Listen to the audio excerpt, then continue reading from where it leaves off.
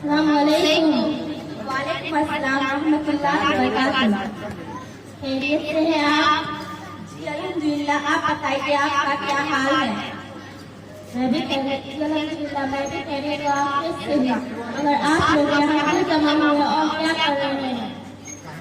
ऐ मेरी प्यारी बहन, क्या आपको मालूम नहीं कि आज का दिन हमारा लिए कितने मुबारक और खुशी का दिन है?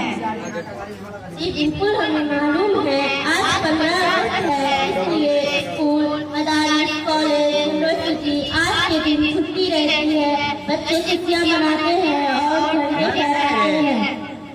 हरगिज़ नहीं बहन, छुट्टी रहने की वजह से झंडा हरगिज़ नहीं लहराया जाता, बल्कि आज के दिन हमारा देश 1947 में अंग्रेज की गुलामी से आजाद हुआ था। इसलिए हम तमाम हिंदुस्तानी झंडे आजादी मनाते हैं। अच्छा तो यह बताइए 15 अगस्त किसे कहते हैं?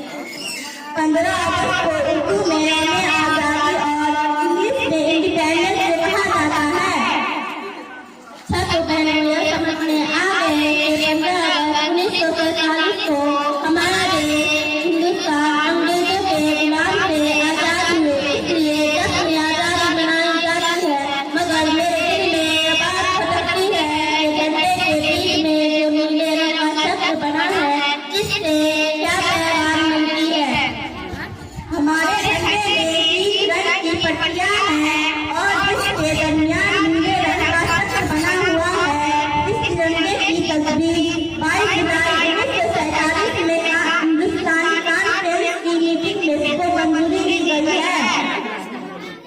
आपका बहुत बहुत शुक्रिया कि झंडे की अहमियत को मेरे सामने उजागर किया और बताया कि 15 अगस्त किसे कहते हैं।